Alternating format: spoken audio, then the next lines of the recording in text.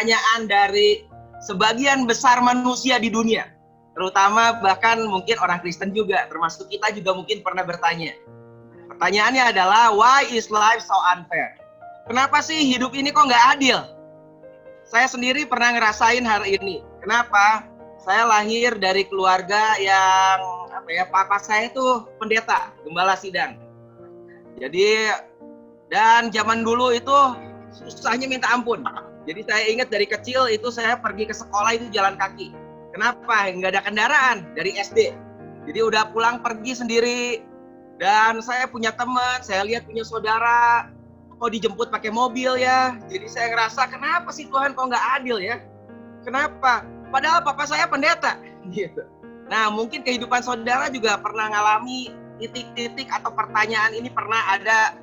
Ya mungkin terlintas lah, nggak sampai bertanya gitu, tapi terlintas dan mungkin berpikir, saya kan melayani Tuhan tuh, tapi kenapa begini ya Tuhan ya? Loh saya kan seorang pemimpin pujian, tapi kenapa kok begini ya?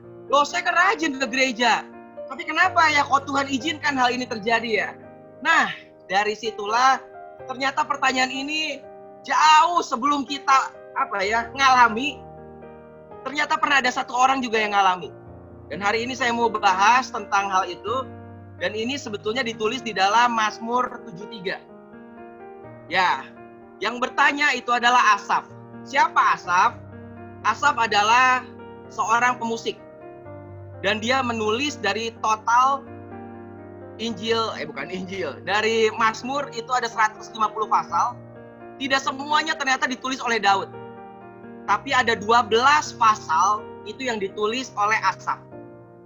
12 pasal, yaitu pasal 50, kemudian pasal 73 sampai pasal 83. Itu adalah Asaf yang menulis. Siapa Asaf? Asaf adalah seorang Lewi. Jadi dia memang suku pilihan dan dia juga adalah pemimpin daripada pemuji dan pemusik yang ditunjuk oleh Raja Daud sendiri untuk memimpin orang-orang Israel untuk bisa menyembah Tuhan di Bait Suci. Ya Bait Suci waktu itu belum ada, jadi masih kemah suci. Nah, dan dari semua 12 pasal ini, ada yang menarik yaitu di Mazmur 73. Kenapa? Karena Mazmur 73 itu saya yakin tidak ditulis oleh Asaf dalam waktu 1 hari. Tapi Mazmur 73 itu adalah pengalaman hampir seluruh daripada hidup Asaf. Itu adalah pengalaman bertahun-tahun dari hidupnya dia. Nah, kita mau baca dari Mazmur Asaf ini.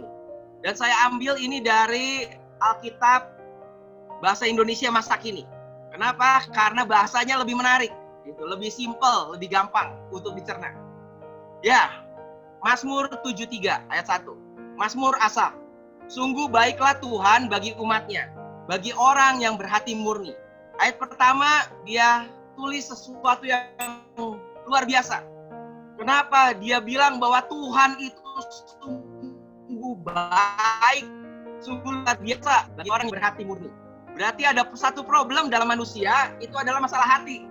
Nah, karena ayat kedua, langsung kemudian dibilang apa? Tetapi aku sudah bimbang, kepercayaanku hampir saja hilang. Wah, sekali lagi ini ditulis oleh seorang pemusik, seorang Lewi ini, orang pilihan yang kerjanya memang setiap hari itu ada di Bait Suci. Setiap hari ada di gereja, begitulah. Melayani Tuhan tiap hari. Kerjaannya itu nggak ada kerjaan lain. Full time gitu. Tapi dia bilang apa? Aku bimbang nih, kepercayaanku udah hampir hilang. Kenapa? Sebab aku cemburu kepada orang congkak. Aku cemburu ketika aku melihat keberuntungan orang jahat. Sebab mereka tidak menderita sakit. Badan mereka kuat dan sehat. Kenapa kok orang jahat kok beruntung ya?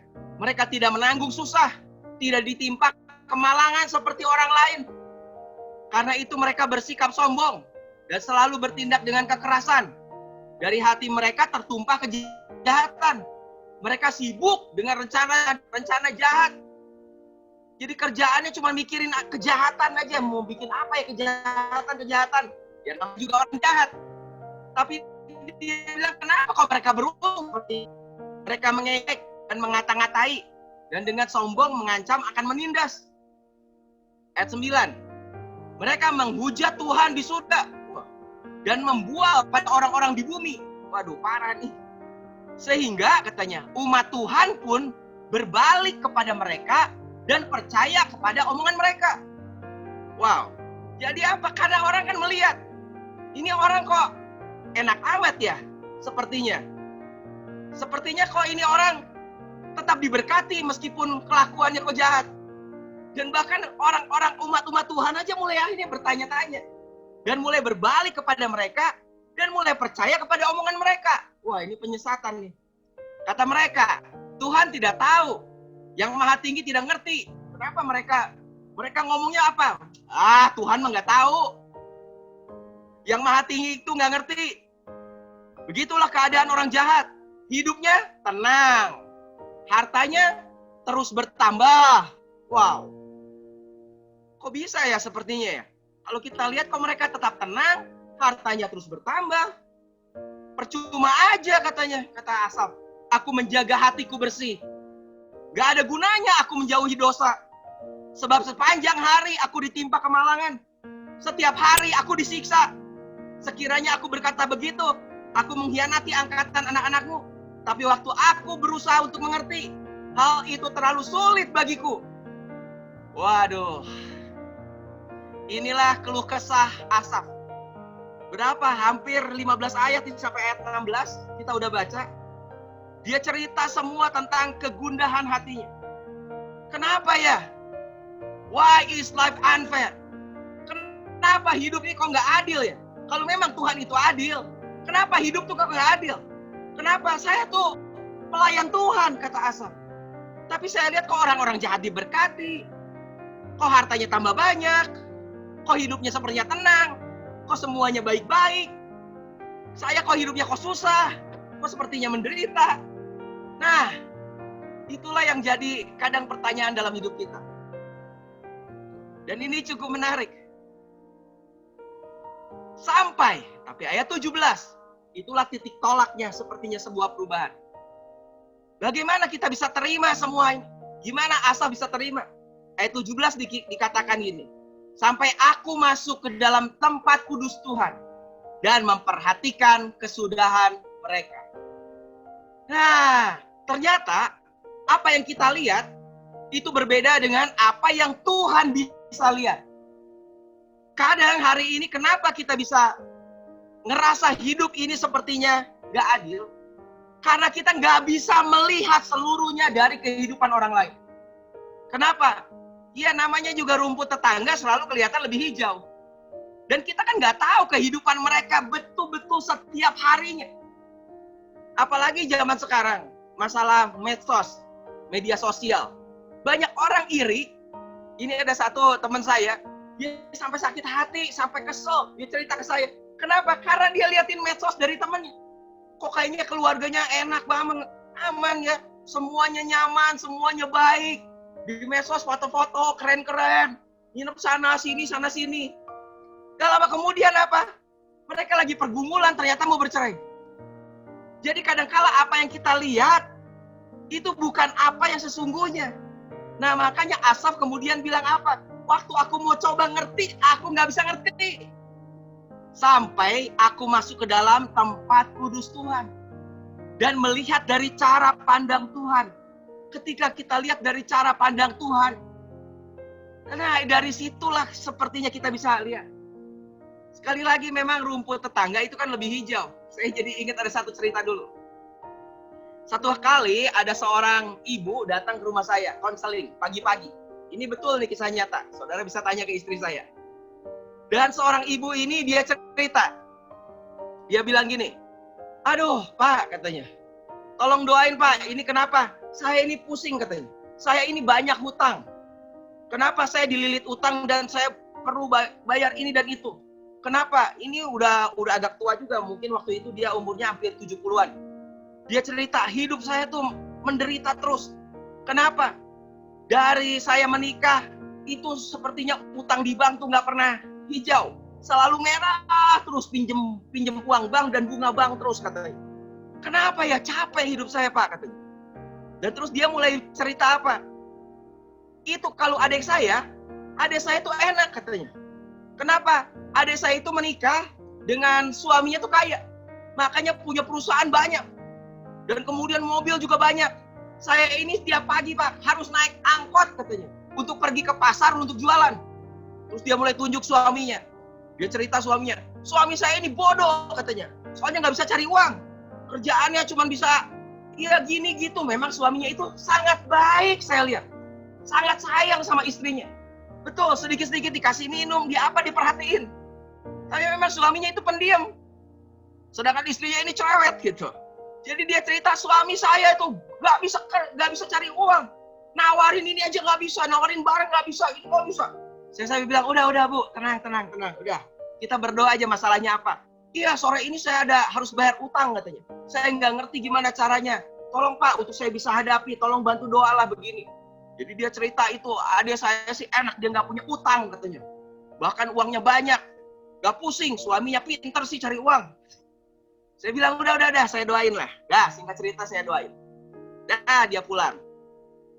Nah, sore harinya, itu datang adiknya. Ini betul, mau konseling juga. Sekitar jam 3, jam 4 itu. Saya kemudian tanya, iya Bu, kenapa? Tadi cicinya baru datang, baru pulang tadi pagi. Oh iya katanya. Iya Pak, ini saya juga mau minta didoain. Kenapa? Saya bilang. Iya besok itu saya mau pergi ke Singapura katanya. Saya bilang, oh bagus dong jalan-jalan ke Singapura. Oh bukan Pak, saya ini berobat ke Singapura. Kenapa? Saya ini punya penyakit Pak, asma katanya. Tapi asmanya bronkitis itu akut sekali.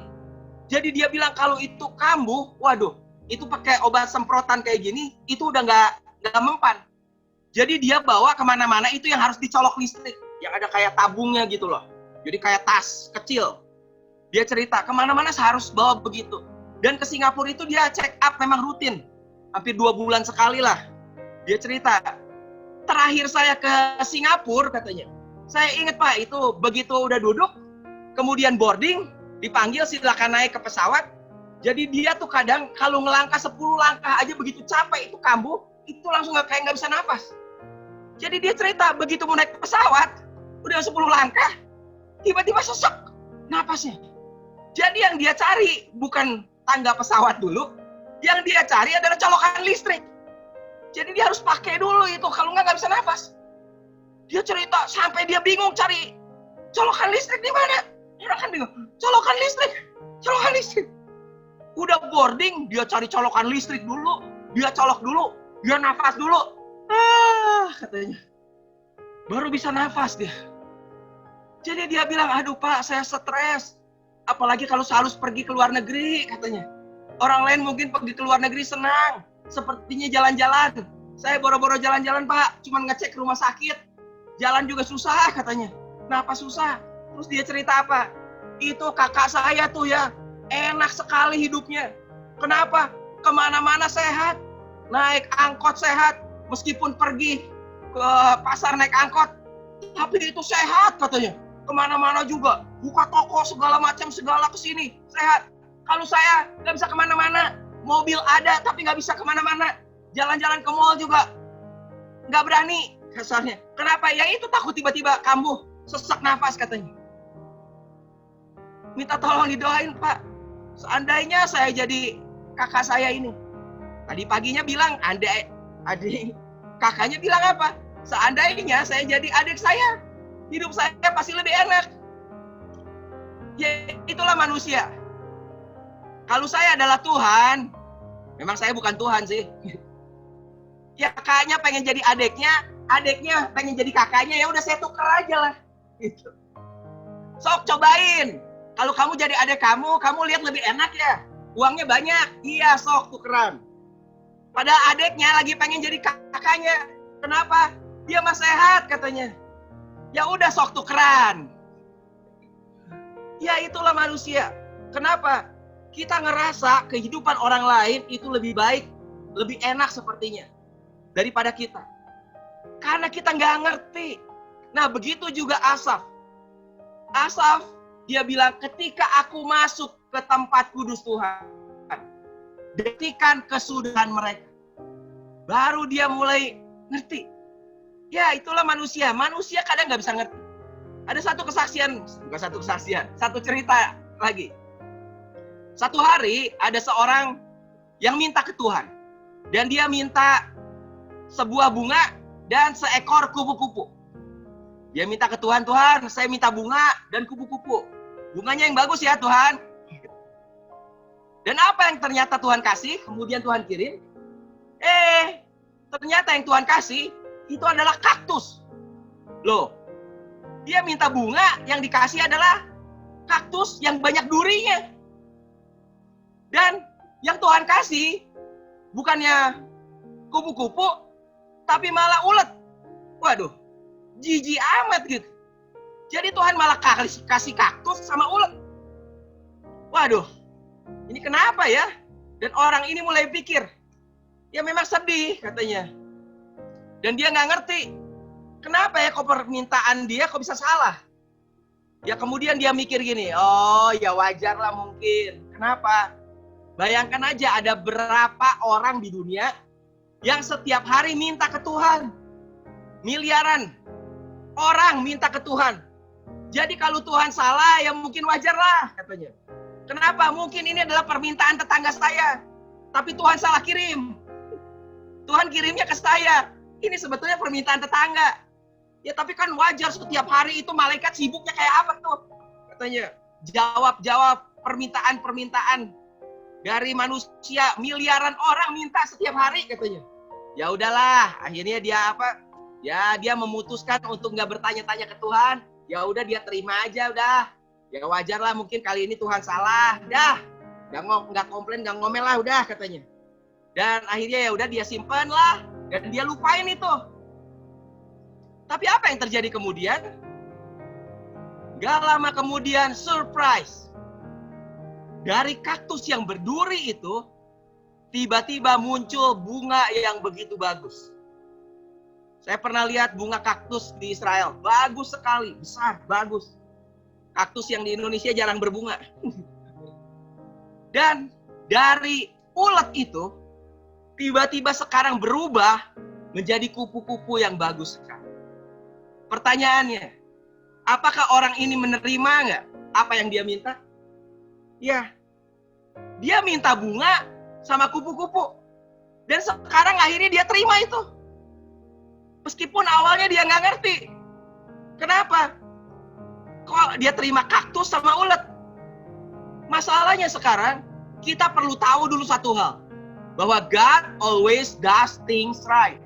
Bahwa Tuhan selalu benar. Dia nggak pernah melakukan kesalahan dalam hidupnya. Makanya dia jadi Tuhan. Kalau Tuhan salah, ya namanya bukan Tuhan. Jadi Tuhan itu nggak pernah salah. Dan jalannya is always the best way. Jalannya Tuhan itu adalah selalu yang terbaik. Meskipun sepertinya kita melihat itu adalah sebuah kesalahan. Sama kayak tadi. Sepertinya buat orang ini kenapa dikasihnya kaktus sama ulet? Wah Tuhan salah ini. Tapi ternyata Tuhan nggak pernah salah tuh. Ternyata memang akhirnya jadi bunga dan kupu-kupu. Tuhan nggak pernah salah. Makanya satu hal yang perlu kita ngerti tentang Tuhan adalah percaya aja. Tuhan nggak pernah salah. You can be sure, kita bisa pastikan He will always give you what you need at the appropriate time. Kita percaya Tuhan pasti memberikan kepada kita sesuai dengan apa yang kita perlukan. Memang kadang-kadang bukan apa yang kita mau. Meskipun seringkali Tuhan kasih kok apa yang kita mau, karena kita anaknya. Ya meskipun kayak saya kepada anak saya yang kecil, kalau dia minta pisau, ya saya nggak kasih dulu lah. Kenapa ya dia belum bisa pakai pisau? Saya mungkin akan bilang nanti, ada waktunya. Tapi saya akan usahakan saya kasih apa yang anak saya mau. Kenapa? Ya saya sayang sama dia. Apalagi Tuhan. Makanya dalam hidup ini, jangan ngomel, jangan cuma dapet dan meragukan Tuhan. Jangan cuma complaining. Kenapa? Orang-orang Israel itu cuma ngomel terus sama Tuhan. Dan banyak hidup ini kita cuma apa? Berkeluh kesah. Kenapa ya gini? Kenapa ya? Kenapa nggak adil? Kenapa Tuhan gini? Kenapa? Ya saudara perlu tahu kalau hari ini ada sesuatu yang tidak sesuai dengan apa yang kita mau. Kita tetap percaya bahwa Tuhan selalu memberi yang terbaik bagi kita. Amin. Makanya today's thorn is tomorrow flower. Kalau hari ini itu ada durinya, hari ini kita terima sepertinya ada duri yang sedang kita terima. Percayalah, hari besok duri itu bisa berubah menjadi bunga. Amin. Itulah yang Tuhan. Itulah cara pandangnya Tuhan. Dan kita harus percaya siapa Tuhan kita. Yeremia 29 ayat 11 ayat yang sangat terkenal. Kenapa? Tuhan bilang, jangan ragukan aku. Aku ini mengetahui rancangan-rancangan apa yang ada padaku mengenai kamu. Percayalah, aku ngerti. Aku tahu setiap rancangan daripadaku tentang kamu. Demikianlah firman Tuhan. Yaitu rancangan apa? Rancangan damai sejahtera. Rancangan Tuhan adalah damai sejahtera. Dan bukan rancangan kecelakaan.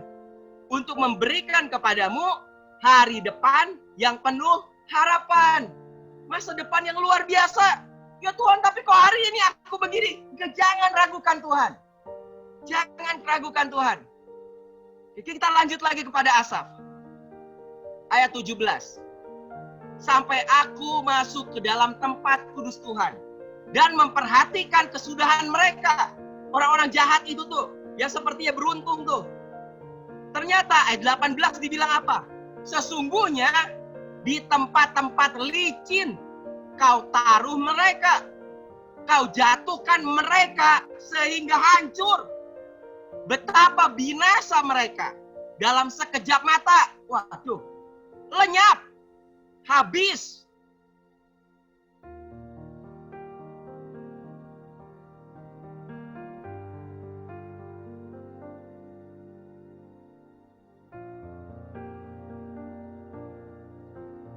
Oleh karena kejam, enak-enak aja, selalu naik jalannya, mulus sambil nyanyi itu. Pada orang jahat semua. Kenapa bisa begitu? Ya kita nggak pernah tahu. Ternyata apa yang terjadi? Tuhan tempatkan mereka itu di tanah seperti licin. Tiba-tiba mereka apa? Mereka bisa jatuh tuh. Dan waktu mereka jatuh, habis semua, hancur semua. Ternyata mereka Tuhan seperti tempatkan di situ. Ya awalnya Asaf nggak bisa lihat. Dia nggak ngerti. Dia cuma lihat apa yang dia bisa lihat. Tapi waktu dia mulai, Tuhan ajak dia untuk ngerti semua. Ternyata inilah hasilnya. Ayat 21. Ketika hatiku merasa pahit dan buah pinggangku menusuk-nusuk rasanya. Sampai hatinya sakit katanya. Pahit. Aku dungu dan tidak mengerti. Seperti hewan aku di dekatmu. Meskipun aku nggak ngerti katanya. Tapi Tuhan, aku ini seperti hewan. Sepertinya apa? Udah, pokoknya yang penting aku ada di dekat Tuhan. Itu aja. Dan betul. Itulah yang ditulis juga oleh Santo Agustinus. Yaitu orang Katolik bilang Santo Agustinus. Namanya Agustinus. Agustin of Hippo. Dari kota Hippo dia. Dia bilang apa? Understanding is the reward of faith. Pengertian itu adalah reward daripada iman percaya kita. Karena itu jangan cari untuk mengerti. Supaya kamu bisa percaya. Tapi kamu justru percayalah. Supaya nanti kamu bisa mengerti. Banyak orang itu selalu pengennya apa? Ngerti dulu baru percaya. Ah, mana mungkin itu? Kenapa bisa begitu? Gak mungkin itu. Saya gak ngerti. Kalau gak ngerti gak mau percaya. Justru salah. Dalam kekristenan itu. Banyak hal yang kita gak usah ngerti. Karena yang Tuhan mau adalah kita percaya. Tuhan gak suruh kita ngerti. Tapi justru ketika kita mulai percaya, nanti mulai kita bisa ngerti. Banyak orang gak ngerti kenapa hidup saya kok begini. Gimana saya mau percaya Tuhan? Habis buktinya. Justru Tuhan bilang apa? Kamu percaya dulu. Ketika kamu percaya, nanti kamu akan mulai ngerti. Dan yang Tuhan mau adalah apa yang kita ngerti sekarang. Yang Tuhan mau, yang kita ngerti sekarang adalah kita percaya bahwa Tuhan selalu turut bekerja dalam segala sesuatu untuk mendatangkan kebaikan bagi mereka yang mengasihi Dia, yaitu bagi mereka yang terpanggil sesuai dengan rencana Tuhan. Kita percaya aja dulu. Tadi kan Tuhan punya rancangan. Damai sejahtera bukan kecelakaan, hari depan penuh harapan. Kita percaya dulu. Dan kita percaya Tuhan selalu turut bekerja untuk mendatangkan kebaikan buat kita. Pokoknya percaya. Dan percaya itulah iman. Makanya saya sering bilang ini, bahwa iman itu bukanlah kita tahu apa yang terjadi pada hari esok. Tapi iman itu adalah kita tahu siapa yang memegang hari esok itu. Kita nggak perlu tahu apa yang terjadi besok. Yang kita perlu tahu adalah siapa yang ngatur hari besok buat kita. Itu aja. Dan itu cukup. Jadi iman kita bukan pada sesuatu, tapi iman kita pada seseorang yang mengatur itu terjadi. Nah, balik lagi. Bagian yang terakhir. Mazmur 73 ayat 23. Tadi bilang, tetapi aku tetap di dekatmu. Engkau memegang tangan kananku. Dengan nasihatmu, engkau menuntun aku. Dan kemudian engkau mengangkat aku ke dalam kemuliaan. Tadi orang-orang yang jahat akhirnya apa? Tuhan seperti simpan di tempat licin dan jatuhkan mereka hancur. Tapi aku cuma diam aja katanya. Di dekat Tuhan, diam. Tapi engkau memegang tangan kananku. Nasihatmu, engkau menuntun aku. Kemudian engkau mengangkat aku ke dalam kemuliaan. Dan Asaf bilang, siapa gerangan ada padaku di surga selain engkau? Selain engkau tidak ada yang kuingini di bumi. Amin. Bisa nggak kita sampai bilang kayak begitu akhirnya ketika kita ngerti? Gak ada lagi selain Tuhan, gak ada lagi aku mau. God, Christ is enough. Tuhan itu cukup bagi kita. Sekalipun dagingku dan hatiku habis lenyap, katanya. Gunung batuku dan bagianku itu tetaplah Tuhan selama-lamanya, kata Asaf. Apapun yang terjadi, aku tetap bagianku adalah Tuhan. Sebab sesungguhnya siapa yang jauh daripadamu akan binasa. Kau binasakan semua orang yang berzina dengan meninggalkan engkau. Tetapi aku suka dekat pada Tuhan. Aku menaruh tempat perlindunganku pada Tuhan. Supaya aku dapat menceritakan segala pekerjaannya. Amin. Dan akhirnya Asaf bisa ceritakan segala sesuatu tentang Tuhan. Jadi memang kalau ada masalah, itulah yang membuat kita bisa bersaksi. Tidak ada masalah, yang gak ada mujizat. Gak ada masalah, gak ada juga kesaksian yang kita bisa ceritakan. Dan waktu Asaf ngerti semuanya ini, dia bilang, aku bersyukur bahwa bagianku itu adalah Tuhan selama-lamanya. My portion forever. Selama-lamanya. Nah, dari sini sekarang kita lihat. Kenapa sih awalnya kok Asaf bisa sampai hampir gak percaya tuh ke Tuhan? Ya problemnya, kalau bisa dibilang problem itu adalah karena dia mulai melihat dengan mata jasmaninya. Dia mulai melihat dengan mata jasmani orang-orang yang jahat. Harusnya dia lihat hanya Tuhan. Dan akhirnya apa? Dia hatinya mulai ngerasa, kok gini, kok gitu ya, kok nggak adil ya, sepertinya begini dan begitu. Tapi akhirnya dia bisa ngerti. Karena waktu dia lihat akhir hidup mereka ternyata seperti apa. Jadi hari ini, apapun juga yang saudara alami, ketika saudara lihat, saudara harus ingat, itu belum akhir dari hidup mereka.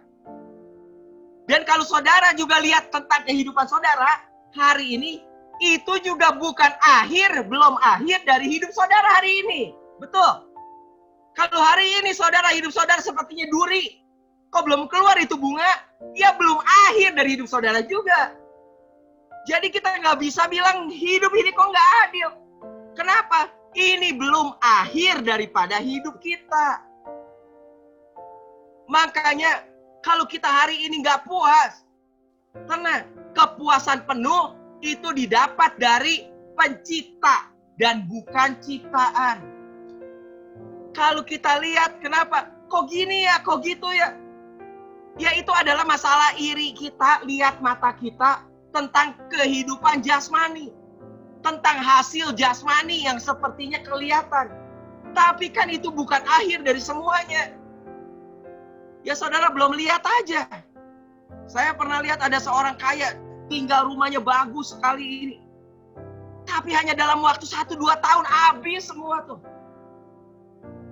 Kenapa? Ya dia orang jahat memang. Hasil dari korupsi ini dan itu dan segala macam. Habis semua. Jadi hari ini kepuasan kita bukan didapat dari hasil ciptaan. Tapi kepuasan kita itu dari penciptanya. Dari Tuhan itu sendiri. Bagian kita adalah Tuhan sendiri. Makanya Asaf bilang apa? Dia bilang sekalipun dagingku dan hatiku habis lenyap. Tapi gunung batuku adalah Tuhan. Bagianku adalah Tuhan selama-lamanya. Selain engkau tidak ada yang lain yang aku ingini di bumi. Ya betul sekali itu. Selain Tuhan gak ada yang kita butuhkan. Kalau kita udah punya Tuhannya, itu cukup buat kita. Hasil ciptaan itu kalau kita udah punya penciptanya, cukup. Ayat yang terakhir, Tuhan bilang apa makanya? Tuhan akan menuntun engkau senantiasa. Ini Yesaya 58 ayat 11. Dan akan memuaskan hatimu di tanah yang kering. Kepuasan sekali lagi bukan karena apa yang kita cuma lihat, bisa lihat. Tapi Tuhan akan menuntun engkau senantiasa dan memuaskan hatimu di tanah yang kering. Hari ini mungkin tanahnya kering. Tapi Tuhan bisa puaskan kita. Dan akan membaharui kekuatanmu. Engkau akan seperti taman yang diairi dengan baik. Dan seperti mata air yang tidak pernah mengecewakan. Ini bahasa sehari-harinya. Aku akan selalu membimbing kamu dan mengenyangkan kamu di tanah yang kering. Wah, bikin kita tetap puas. Aku akan menjaga kamu supaya tetap sehat dan kuat. Amin. Kita nggak tahu aja hari ini kita lihat, wah kok orang kok sepertinya enak gini. Ya kita nggak tahu. Nggak lama kemudian sakit dia. Kok sepertinya bebas ya, mabok-mabokan ya, minum alkohol, ngerokok, segala macam kok bebas. Kok sepertinya Tuhan gak hukum? Ya kita belum lihat aja akhirnya hidup mereka.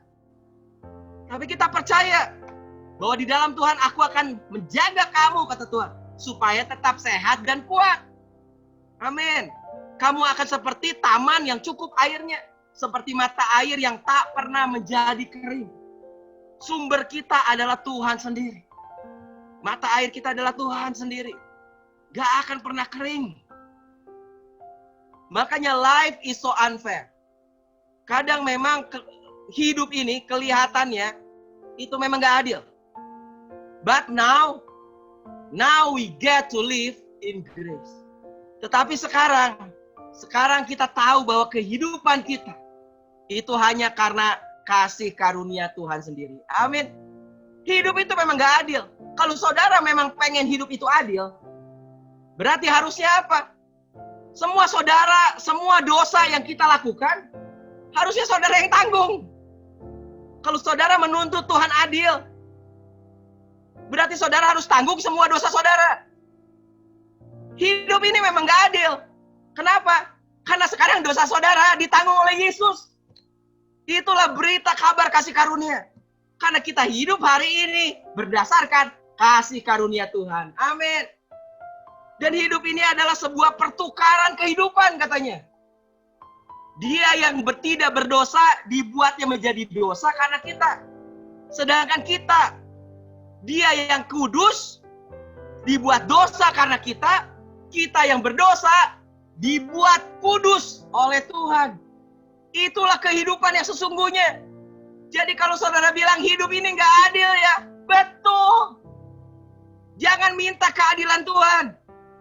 Kalau saudara minta keadilan Tuhan, berarti saudara harus tanggung semua dosa yang saudara lakukan. Hari ini kita tidak terima keadilan Tuhan. Karena kita hidup di bawah kasih karunia-Nya Tuhan. Tuhan, amin. We live under God's grace. Hari ini. Kita terima kasih karunia yang begitu luar biasa dari Tuhan. Dan kasih karunia-Nya cukup melimpah atas hidup kita. Luar biasa. Ya penutup, bagian yang terakhir. Jadi apa sih yang Tuhan mau? Tuhan pernah bilang kepada Salomo di Pengkhotbah 9 ayat 9 dan 10. Hidup ini apa? Nikmatilah hidup. Di tengah semua memang sepertinya nggak adil. Kalau memang kita lihat ya terhadap orang lain. Tapi Tuhan mau kita nikmatilah hidup. Hidup ini cuma sekali. Betul, yang Tuhan kasih. Pakailah hidup dengan, jangan sia-siakan hidup katanya. Yang Tuhan mau apa? Kita nikmati hidup kita, pakai untuk kemuliaan Tuhan itu. Nikmatilah hidup. Dan kemudian ditulis di Pengkhotbah, segala sesuatu yang dijumpai tanganmu untuk dikerjakan, kerjakanlah itu sekuat tenaga. Ya, apa yang kita bisa lakukan, ya lakukan itu sekuat tenaga. Kenapa? Karena tidak ada pekerjaan, pertimbangan, pengetahuan, dan hikmat dalam dunia orang mati. Kemana engkau akan pergi? Nanti kita semua satu kali kalau belum rapture, ya mungkin duluan ke surga. Dan di sana itu nggak ada lagi yang harus dikerjakan, dipikirkan, ditimbang-timbang. Ya mumpung sekarang di sini, aduh pusing harus mikirin ini, yang nggak, nikmati aja. Apa yang kita bisa kerjakan sekuat tenaga, kita lakukan sekuat tenaga. Intinya begitu. Cirinya apa sih orang yang hidupnya bahagia tuh katanya, yang nikmati hidup? 亲爱的朋友们，大家好，我是陈立辉，我已经80岁了，我很多动，做事很有精神，能写地大的饭书，唱美声歌曲，乘坐飞机过处旅游。 Ini umur 80 tapi masih nyetir sendiri, masih nyanyi, masih ngelukis, 还有很多老年人做不到， masih pergi jalan-jalan. 有很多人问我有什么养生秘诀。说真的，我一生只注重。 Dia bilang ciri orang yang bahagia itu ada 3. Yang pertama itu enak makan. Enak makan ini bukan makan enak. Makan enak sepertinya, tapi belum tentu enak waktu dimakan. Tapi enak makan itu makan apa aja enak. Selalu bersyukur buat apa yang kita makan. Pokoknya enak aja. Terus enak tidur. Kenapa bisa tidur enak? Ya karena pikirannya tenang. Nggak pusing katanya. 第二点，好睡。名贵的床并不一定比死人睡得好，要好睡，希望能够。 Yang ketiga cirinya enak buang air. 要乐观，一切往好处想，什么事到后来都会有好结果，你放心吧，这样你就会好睡。 Kalau enak buang air berarti lancar semuanya. 大便。 Lagi stres kadang-kadang buang airnya susah atau buang air terus gitu. 健康生活就要多吃蔬菜、果子，多喝水，还要做适当的运动，然后大便就通。这一通，你就生活的轻松，什么病都没有了。 Ya, ya itu intermezzo lah. Jadi, apakah hidup kita udah enak atau enggak? Ya, enak makan, enak tidur, enak buang air. Kalau kita udah enak semua, wah berarti kita sudah menikmati hidup katanya. Sudah tenang, udah nikmati hidup. Ya, balik lagi ke Pengkhotbah. Pengkhotbah bilang katanya, jangan khawatir hari ini kalau saudara sepertinya bukan yang paling hebat. Karena lagi aku melihat di bawah matahari bahwa kemenangan perlombaan bukan untuk yang cepat. Dan keunggulan perjuangan bukan untuk yang kuat. Juga roti bukan untuk yang berhikmat. Kekayaan bukan untuk yang cerdas. Dan karunia bukan untuk yang cerdik cendekia. Karena waktu dan nasib dialami mereka semua. Semua juga nasibnya sebetulnya sama. Pada akhirnya ujung-ujungnya semua akan dibawa ke kubur. Semua orang yang ada di dunia. Jadi kalau hari ini saudara lihat dan saudara iri, seperti Asaf tuh lihat mereka kok sepertinya hidupnya lebih enak, lebih begitu, lebih begini. Justru kita belajar, coba lihat dari Pengkhotbah. Dikatakan di sini, I have observed something else under the sun. Aku sedang mengobservasi sesuatu yang berbeda, yang lain di bawah matahari ini. Kenapa? Dia bilang gini, The fastest runner doesn't always win the race. Apakah pelari yang paling cepat selalu menang dalam perlombaan? Tidak selalu. Coba lihat dalam perlombaan, apakah pelari yang paling cepat, apakah selalu juara? Belum tentu. Bisa aja tiba-tiba begitu mau akhir dia jatuh. Jadi nggak selalu bahwa pelari yang paling cepat itu selalu menang. Terus, the strongest warrior doesn't always win the battle. Pahlawan yang paling kuat, katanya, itu tidak selalu menang di dalam pertempuran. Nggak selalu tuh. Bisa aja satu kali dia kalah. Buktinya, Goliat juga lebih kuat, bisa kalah tuh sama Daud. Berarti nggak selalu menang dalam pertempuran. Itulah hidup. Kemudian the wise sometimes go hungry. Orang berhikmat, banyak akal, kadang-kadang juga bisa kelaparan. Kok bisa ya? Padahal kan banyak akalnya tuh. Harusnya nggak kelaparan tuh. Ternyata bisa juga. Ya itu berarti kabar baik buat kita. Apa? Kita bukan yang paling hebat mungkin waktu berlari. Kita bukan yang paling kuat untuk sebuah pertempuran. Kita juga bukan yang paling pintar, paling berhikmat. Tenang. Berarti ada harapan buat kita. And the skillful are not necessarily wealthy. Orang yang yang skillful lah, jadi hebat lah gitu, bisa skillful. Ya pokoknya bisa lakukan sesuatu. Itu tidak selalu akhirnya hidupnya tuh kaya. Gak selalu berkelimpahan. And those who are educated, katanya, mereka yang pintar terpelajar, don't always lead successful life. Tidak selalu itu akhirnya jadi pemimpin. Sukses hidupnya. Enggak juga tuh. Saya ingat orang yang juara 1 terus waktu sekolah dulu. Waktu ketemu lagi sekarang, hidupnya enggak lebih sukses tuh dari saya. Pada juara 1. Berarti ya tidak selalu itu menentukan. Bukan berarti kita nggak usah belajar ya. Tapi ternyata apa? Ya juara 1 nggak menentukan juga sukses atau enggak hidupnya.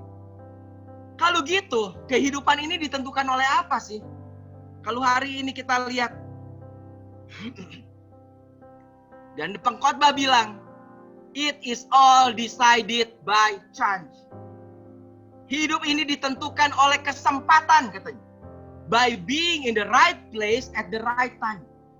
Kesempatan bahwa orang itu bisa ada di tempat yang tepat pada waktu yang tepat. Boom, itulah kesuksesan. Makanya kesuksesan itu apa menurut firman Tuhan? Sukses itu adalah ketika kamu ada di dalam kesempatan pada waktu yang tepat, di waktu yang tepat, di tempat yang tepat. Ya terjadi. Kenapa? Ya kalau waktunya nggak tepat, ya nggak berhasil juga. Nah pertanyaannya sekarang, siapa yang ngatur waktu dan tempat? Tuhan kita adalah Tuhan of the time and space, katanya.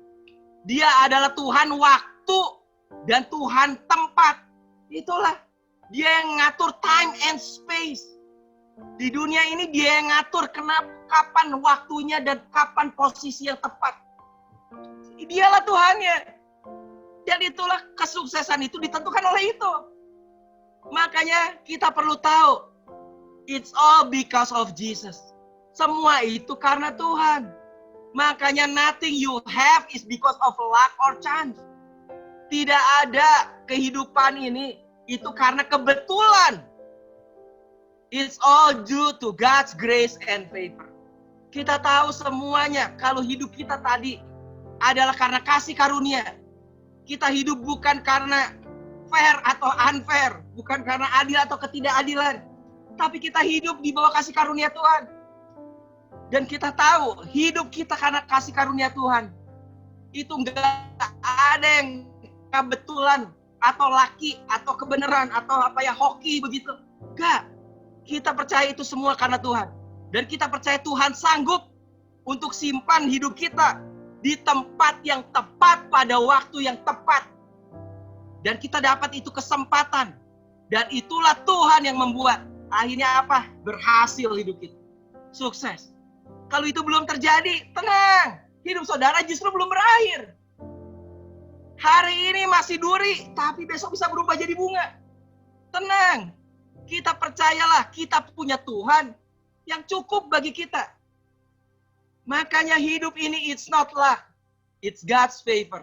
Hidup ini bukan karena keberuntungan, tapi hidup ini adalah karena kemurahan Tuhan. God's favor, perkenanan daripada Tuhan.